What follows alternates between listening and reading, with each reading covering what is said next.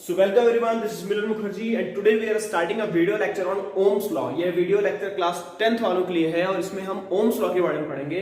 Ohm's law से related एक ना एक न्यूमेरिकल या एक ना एक क्वेश्चन हमारे एग्जाम में जरूर बनता है और Ohm's law बहुत ही बेसिक टॉपिक है अगर आप करंट को समझना चाहते हैं कि करंट किस तरीके से फ्लो करता है। ठीक है, तो हमारे पास बोर्ड में यहाँ पे 3 टॉपिक है। इस वीडियो लेक्चर में हम 3 टॉपिक को कवर करेंगे। पहला है हमारा Ohm's law, हम जानेंगे कि Ohm's law क्या है।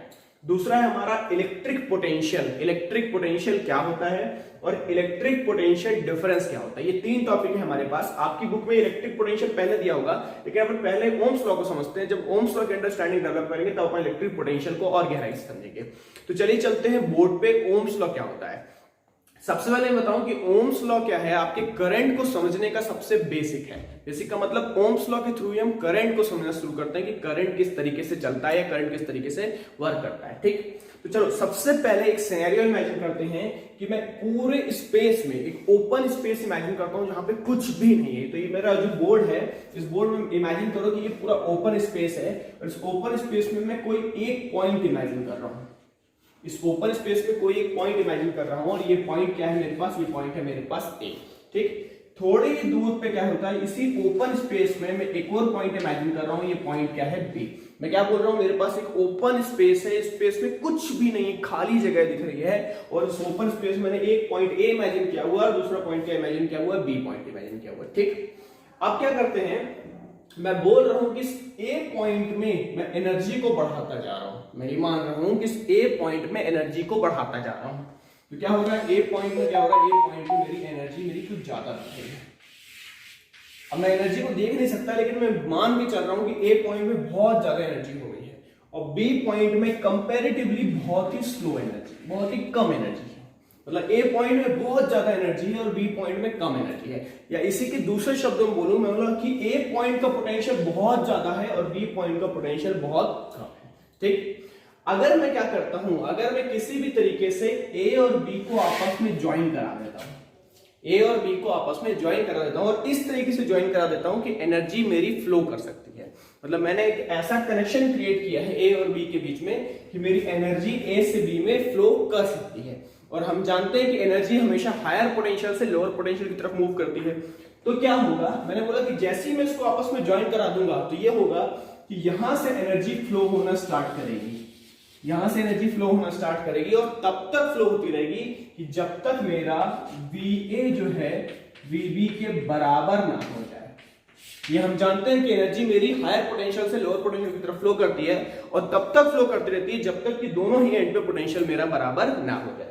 तो यहां पे मैं क्या देख रहा हूं, यहां पे मैं देख रहा हूं कि मेरा जो VA है वो VB से ज्यादा है। मतलब VA ज्यादा है और कब तक एनर्जी फ्लो होती रहेगी, तब तक ये बराबर ना हो जाए, क्योंकि हम जानते हैं कि energy flows from higher potential to lower potential. इसको अगर मैं ऐसा समझूं कि किसी भी यूनिट पे ये जो मेरी यहाँ पे जो मेरी एनर्जी का यूनिट है, लेट अस सपोज दैट 100 है और यहाँ पे जो एनर्जी का यूनिट है वो एनर्जी का यूनिट क्या है मेरे पास, 0 यूनिट में है।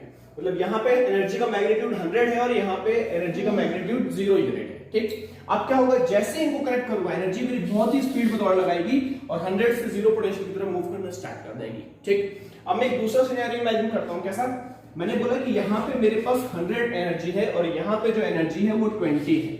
अब क्या होगी, अब भी मेरी एनर्जी फ्लो करेगी लेकिन फ्लो करने की स्पीड थोड़ी कम हो जाएगी। क्यों, क्योंकि अब मैं देख रहा हूं कि यहाँ पे 100 है और यहाँ पे 0 नहीं बल्कि क्या है, 20 है।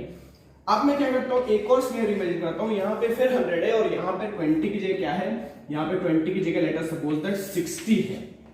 अब क्या होगा, अब भी एनर्जी फ्लो करेगी लेकिन एनर्जी की फ्लो होने की स्पीड और कम हो जाएगी।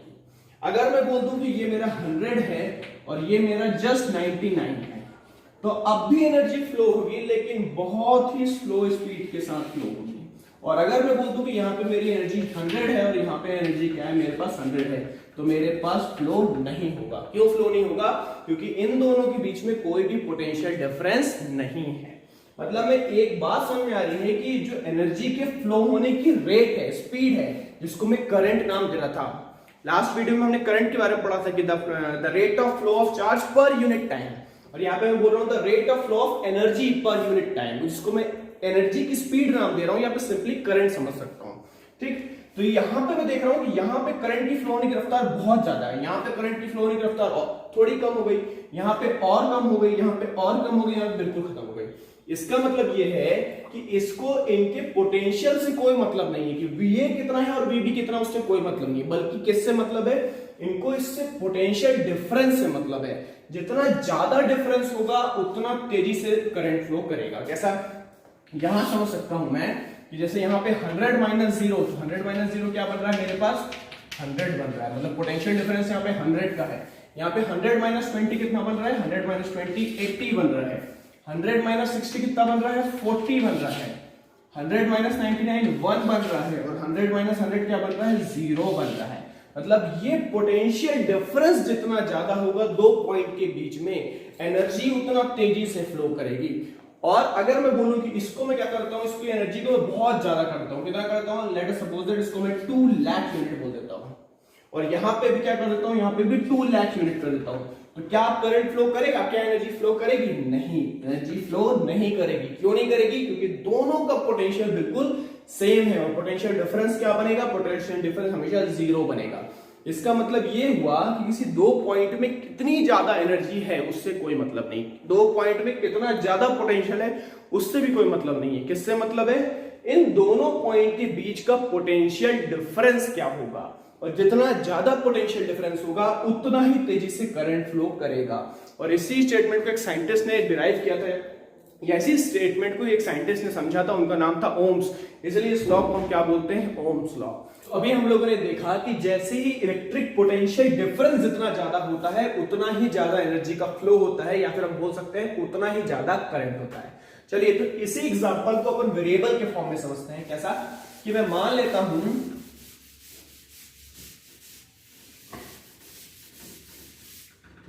हूं कि मेरा जो A में पोटेंशियल होगा उसको मैं VA से दिखाते रहा हूं। क्या बोल रहा हूं कि A पॉइंट में जो पोटेंशियल होगा उसको मैं किससे दिखा रहा हूं, VA से, और B पॉइंट में जो पोटेंशियल होगा उसको किससे दिखा सकता हूं, उसको मैं VB से दिखा सकता हूं। ठीक है, और इनके बीच में जो पोटेंशियल डिफरेंस बनेगा वो क्या बनेगा, VA माइनस ऑफ VB, जिसको मैं बोल देता हूं, उसको मैं कैपिटल B से दिखा देता हूं। मतलब मेरा A पॉइंट का पोटेंशियल VA है, B पॉइंट का पोटेंशियल VB है, और इन दोनों पॉइंट के बीच का जो पोटेंशियल डिफरेंस है वो VA माइनस का VB है, that is equals to V मान लो। ठीक, अब V जितना ज्यादा होगा मेरी एनर्जी भी उतना तेजी से फ्लो करेगी, और एनर्जी अगर तेजी से फ्लो करेगी तो उसको मैं किस तरीके से दिखाऊंगा, उसको मैं I के फॉर्म में दिखाऊंगा, करंट के फॉर्म में दिखाऊंगा।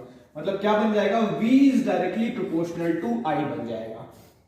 और यही स्टेटमेंट मेरा क्या कहलाता है, यही स्टेटमेंट मेरा ओम्स लॉ कहलाता है। ओम्स लॉ क्या कह रहा है, the potential difference between any two point of the conductor is directly proportional to the rate of flow of charge और द करंट। मतलब जितना ज्यादा पोटेंशियल डिफरेंस होगा करंट भी उतना तेजी से ही फ्लो करेगा। इसी स्टेटमेंट को हम क्या बोलते हैं, ओम्स लॉ बोलते हैं। ठीक, अब क्या है, अगर मैं इस प्रोपोर्शनलिटी साइन को हटाता हूं, तो जैसे ही प्रोपोर्शनलिटी साइन को हटाऊंगा तो क्या आएगा, मेरे पास एक कांस्टेंट बीच में आ जाएगा, और उस कांस्टेंट को हम कैपिटल R से शो करते हैं। किससे शो करते हैं, कैपिटल R से। और आगे चल के आप इसी R को पढ़ोगे कि ये जो कांस्टेंट है, ये कांस्टेंट क्या कहलाएगा, ये कांस्टेंट मेरा रेजिस्टेंस कहलाएगा।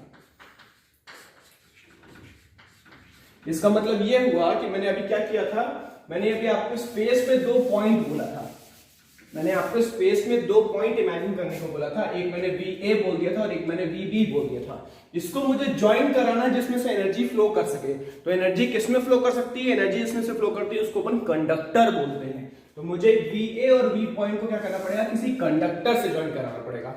मैंने बोला VA में हाई पोटेंशियल चाहिए और VB में लो पोटेंशियल चाहिए, तो ये कैसे पॉसिबल होगा, कि जब मैं इसको किसी सेल या बैटरी से कंबाइन कर दूंगा।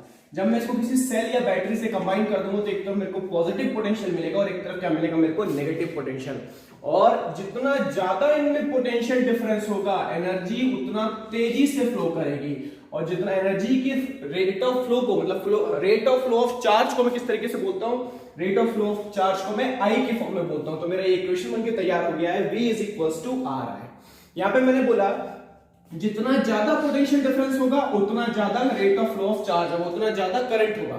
लेकिन क्या और कोई फैक्टर है जो बीच में आ सकते हैं, हाँ, वो फैक्टर है इस मटेरियल की इंटरनल प्रॉपर्टी। उस मटेरियल की इंटरनल प्रॉपर्टी को हम क्या बोलेंगे, resistance. Let us suppose that कि इसी दो पॉइंट को मैंने आयरन से ज्वाइन करा दिया है, तो उसमें जो करंट की फ्लो होने की स्पीड होगी वो अलग होगी। इसी चीज को अगर मैंने कॉपर से ज्वाइन करा दिया है तो करंट की वैल्यू अलग होगी। इसी चीज को अगर मैं ग्रेफाइट से ज्वाइन करा दूं तो अलग होगा, और अगर मैं कोई प्लास्टिक से ज्वाइन करा दूं तो हो सकता है बिल्कुल ना हो जाए, क्योंकि वो क्या बन जाएगा, नॉन कंडक्टर। नॉन कंडक्टर का मतलब ये हुआ कि उसका रेजिस्टेंस वैल्यू बहुत ज्यादा हो जाएगी। मतलब ये है कि कंडक्टर्स की जो रेजिस्टेंस वैल्यू है वो बहुत कम होती है और नॉन कंडक्टर की रेजिस्टेंस वैल्यू बहुत ज्यादा होती है। मतलब एक बात तो यहां से तय हो गई कि जितना ज्यादा पोटेंशियल डिफरेंस होगा उतना ज्यादा करंट होगा, बट एक दूसरा फैक्टर भी है, उस फैक्टर को मैं क्या बोलूंगा, रेजिस्टेंस बोलूंगा। ठीक, तो ये पूरा का पूरा टॉपिक मेरा क्या कहलाता है, ये टॉपिक कहलाता है मेरा ओम्स लॉ। ठीक, अभी मैं बार बार एक शब्द का इस्तेमाल कर रहा था, इसको मैं बोल रहा था इलेक्ट्रिक पोटेंशियल। चलिए अब समझते हैं इलेक्ट्रिक पोटेंशियल क्या होता है। मैं बोर्ड को रब करता हूं, बोर्ड को क्लीन करने के बाद चाहो तो उसको नोट डाउन कर लो, फिर हम समझते हैं इलेक्ट्रिक पोटेंशियल।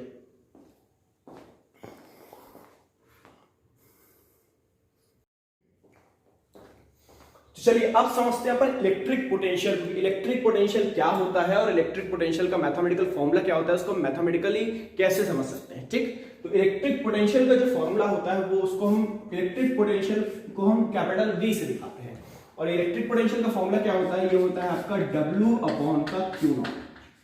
ठीक, अभी अपन समझते हैं कि W क्या है, Q0 क्या है, या फिर ये भी बोल सकते हो कि W infinity two point R divided by Q0।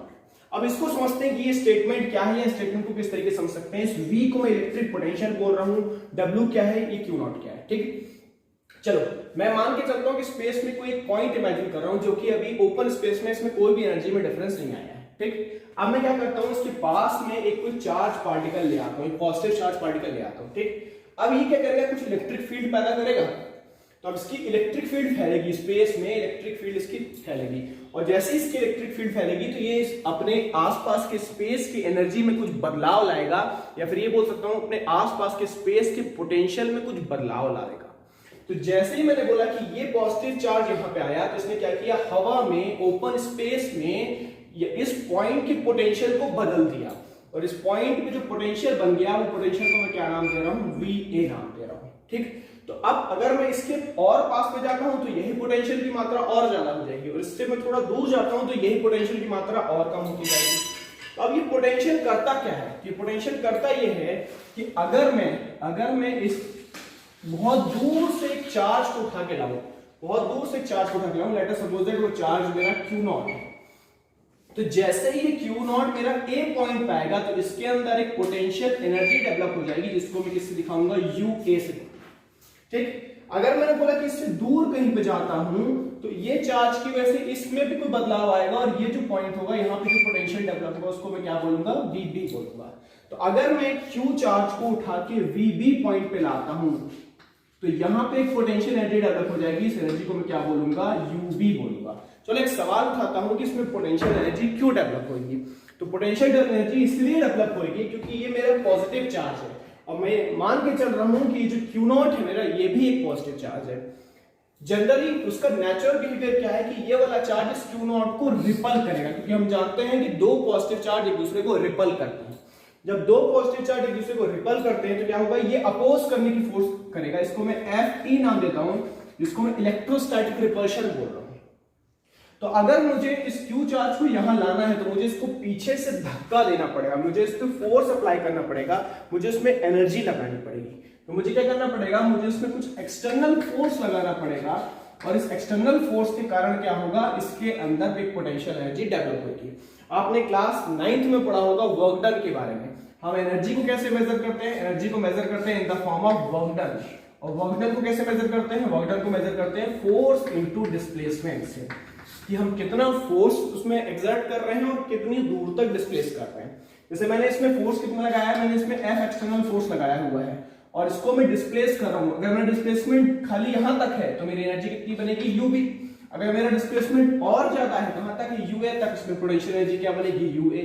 तो इस तरीके से क्या होता है, हम UA और UB की वैल्यू निकाल सकते हैं फोर्स इनटू डिस्प्लेसमेंट इस फॉर्मूले से। ठीक, मतलब एक बात मेरी समझ में आ गई कि अगर मैं यहां पे जाता हूं तो इसमें कुछ पोटेंशियल एनर्जी बनेगी UB, और यहां जाता हूं तो इसमें कुछ पोटेंशियल एनर्जी UA। ये पोटेंशियल एनर्जी क्यों बन रही है, किसके कारण बन रही है, ये पोटेंशियल एनर्जी बन रही है इस इलेक्ट्रिक पोटेंशियल के कारण, जो मेरा VA है और VB है।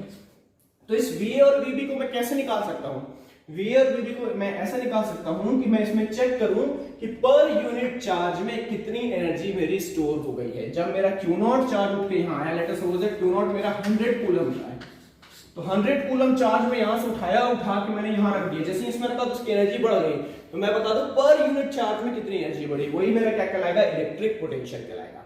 अब सवाल ये उठता है कि जब मैं यहाँ पे हूं, अभी मैंने बोला कि इसमें लेट अस सपोज दैट कि इसमें जो एनर्जी स्टोर हो गई वो let us suppose that 100,000 volt हो गई, या मैं इसको बोलता हूँ 1000 अभी जूल समझ लो। मैंने बोला कि ए पॉइंट पे आने के बाद इसमें जो पोटेंशियल एनर्जी स्टोर हो गई वो 1000 जूल हो गई। जब वो बी में थी तो बी में थोड़ी कम, तो कितनी हो गई, 800 जूल हो गई। तो अभी मेरे को ये समझ में आ रहा है कि यहाँ 1000 जूल है और थोड़ा दूर 800 है। जब मैं थोड़ा दूर और जाऊंगा तो मेरी और कम होती जाएगी। थ्योरेटिकली जीरो कब होगी, थ्योरेटिकली तब जीरो होगी जब ये चार्ज मेरा कहाँ होगा, जब ये चार्ज मेरा इंफिनिटी पे होगा। मतलब हम थ्योरेटिकली ये मान के चलते हैं कि बहुत दूर कहीं इस चार्ज की रेंज से बहुत दूर कहीं इंफिनिटी है मेरे पास, और यहाँ पे इलेक्ट्रिक पोटेंशियल एनर्जी मेरी क्या होती है, जीरो होती है। तो अब मैं क्या करता हूँ, चार्ज को पहले वहां ले जाता हूँ, कहां ले जाता हूँ, इन्फिनिटी पे। अभी इसके पास पोटेंशियल एनर्जी जीरो हो गई, बिल्कुल खत्म। अब मैं इसको फोर्स लगा रहा हूँ, इसमें एनर्जी भर रहा हूँ, जीरो से एनर्जी बढ़ाते बढ़ाते बढ़ाते कहां पहुंचा दिया, 1000 जूल तक पहुंचा दिया। मतलब क्यू नॉट के अंदर कितनी पोटेंशियल एनर्जी भर गई, 1000 जूल भर गई। तो पर यूनिट चार्ज में कितनी होगी, तो पर यूनिट चार्ज में कितनी होगी, W अपॉन का Q not, total energy divided by total charge. तो हमारी बुक में एक डेफिनेशन आती है इलेक्ट्रिक पोटेंशियल की, कि electric potential is equal to amount of work done to bring the unit positive charge from infinity to that point. Electric potential is equals to amount of work done to bring the unit positive charge from infinity to that point is known as electric potential। इसको हम क्या बोलते हैं, space के उस point का electric potential बोलते हैं। इलेक्ट्रिक पोटेंशियल जितना ज्यादा होगा, पोटेंशियल एनर्जी की मात्रा भी उतनी ज्यादा होगी। देखो अब इसकी यूनिट समझ लेते हैं कि इलेक्ट्रिक पोटेंशियल की यूनिट क्या होती है, ऐसा यूनिट। इलेक्ट्रिक पोटेंशियल की जो ऐसा यूनिट होती है वो होती है वोल्ट। क्या होती है, वोल्ट। ये भी एक साइंटिस्ट है, उनके ऑनर पे दिया गया है। तो इलेक्ट्रिक पोटेंशियल को किससे दिखाते हैं, वोल्ट से दिखाते हैं। ये W क्या है, W मेरा वर्क डन जो है मेजर है एनर्जी का, किस एनर्जी का, पोटेंशियल एनर्जी का। तो एनर्जी की यूनिट क्या होती है, एनर्जी की यूनिट होती है जूल। और चार्ज की यूनिट क्या होती है, चार्ज की यूनिट होती है कूलम। तो 1 volt is equals to 1 joule upon का 1 कूलम। तो ये टॉपिक है हमारा इलेक्ट्रिक पोटेंशियल। इसको बुक से थोड़ा पढ़िएगा और एक आध क्वेश्चन लगाइएगा, तब समझ में आएगा कि इलेक्ट्रिक पोटेंशियल क्या हो रहा है। ठीक, चलिए अब समझते हैं इलेक्ट्रिक पोटेंशियल डिफरेंस क्या होता है। तो इसी एग्जांपल में लेते हैं अपन।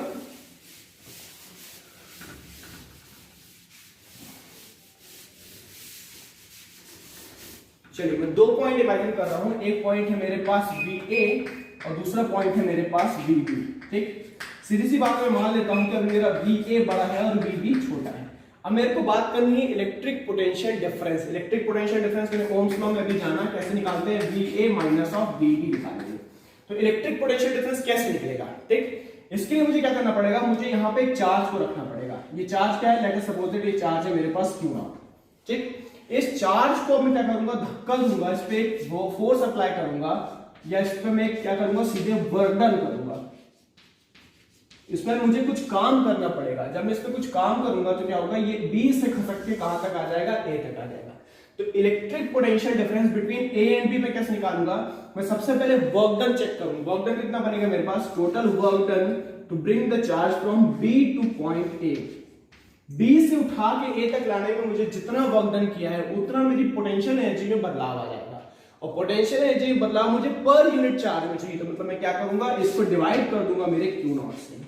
तो ये क्या निकल जाएगा, ये निकल जाएगा मेरे पास electric potential difference between A and B। मतलब इसको दूसरे तरीके से समझो, मैंने क्या बोला कि यहाँ पे जब मैं चार्ज को लाया तो इसके पास कितनी थी, इसके पास 800 जूल था। अब मेरे को क्या करना, मेरे को इसमें कुछ वर्क डन करना पड़ेगा, तब मैं B से उठा के इसको A में ला पाऊंगा। जब मैं B से उठा के A में लाऊंगा तो उसकी एनर्जी कितनी हो गई, इसकी एनर्जी हो गई मेरे पास 1000 जूल। 800 से बढ़ के क्या हो गई 1000, क्यों, क्योंकि मुझे एक्सटर्नल वर्क डन करना पड़ा इसमें 200 जूल का, तब ये स्टोर हो गई। तो वो 200 कैसे निकलेगा, वो 200 निकलेगा जब मैं इसका वर्क डन निकालूंगा B से A में जाने के लिए। ठीक, दूसरा, अब मुझे स्पेस की इन दोनों पॉइंट के बीच का पोटेंशियल डिफरेंस पता करना है। तो मैं क्या करूंगा, इस टोटल पोटेंशियल एनर्जी को डिवाइड कर दूंगा जितना मेरे पास चार्ज अवेलेबल है। तो ये टॉपिक मेरा कहलाता है electric potential difference. I hope कि आपको ये वीडियो समझ में आया होगा। इसको नोट डाउन करो, इस रिलेटेड एक क्वेश्चन को जरूर लगाना है। ओके, तब तक मिलते हैं अपन नेक्स्ट वीडियो में।